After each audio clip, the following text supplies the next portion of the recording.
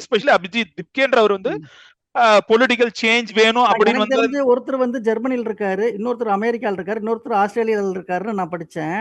ஆனா இவங்க வெளியே இருந்துட்டு இங்க இருக்கவங்கள தூண்டி விட்டுட்டு அவங்க வந்து ஐ மீன் தே ஆர் இந்த சேஃபர் சைட், இங்க இருக்கவனெல்லாம் அடிச்சுக்கடா அப்படின்ற மாதிரி இவங்களோட தாட் ப்ராசஸ் இருக்கும். சோ அது அப்படிதான் கட்டமைக்கிறாங்க. சோ அதுல அத அந்த மாதிரி வரி பண்றதுக்கும் வந்து ஆக்சுவலி காரணங்கள்லாம் இருக்கு. சோ அது வந்து நம்ம அப்படியே ஓரம் தள்ளிட முடியாது. இல்ல சும்மாதான் இது பொலிட்டிக்கல் இன்டென்ஷன்ஸ் இருக்குன்னு எந்த ஒரு எப்படி சொல்றது, எந்த ஒரு ப்ரொட்டஸ்ட் வருதோ இல்ல அதிருப்தி இருக்குன்னும் போதோ அதை வந்து வேற யாரோ வெளிநாட்டு ஆளுங்களோ அந்நிய சக்திகளோ பயன்படுத்துவாங்கன்றது இந்த மூமெண்ட்டுக்கு இல்ல, எல்லா மூமெண்ட்லயுமே அந்த அந்த டவுட்ன்றது கவர்மெண்ட்டுக்கும் இன்டெலிஜென்ஸ் ஏஜென்சிஸ்க்கும் இருக்கும். பட் இந்த அபிஜித்ன்றவர் பாத்தீங்கன்னா இவர் இந்தியால தான் இருந்திருக்காரு, இந்தியால படிச்சிருக்காரு, இந்தியால வேலை பார்த்திருக்காரு, அதுக்கப்புறம் மாஸ்டர்ஸ் தான் படிக்க போயிருக்காரு அவரு. சோ அவர் திரும்பி வருவாரா இல்லையான்றது தெரியல. But it's a good question. ஏன்னா க்ளோஸ்லி ரிலேட்டட் ஆளுங்க வந்து யாருமே இந்தியால ரெசிடென்டா இப்ப இல்ல. இந்த மத்த 3 பேர் ஃபாரினர்ஸ்ன்றது எனக்கு தெரியல. பட் சோ என்ஆர்ஐன்னு வச்சுக்கோ இல்ல ஃபாரினர் வச்சுக்கோ. சோ அது ஒரு கொஸ்டின்.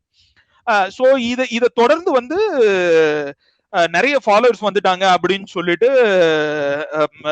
என்ன ஆயிடுச்சுன்னா அந்த எக்ஸ் இந்த சிஜேபியோட எக்ஸ் ஹேண்டில் வந்து பிளாக் ஆகுது. எப்படின்னா ஐபி கொடுத்த இன்ஃபர்மேஷன் பிரகாரம் மினிஸ்ட்ரி ஆஃப் இன்ஃபர்மேஷன் வந்து ரெக்கமெண்டேஷன் கொடுக்குது.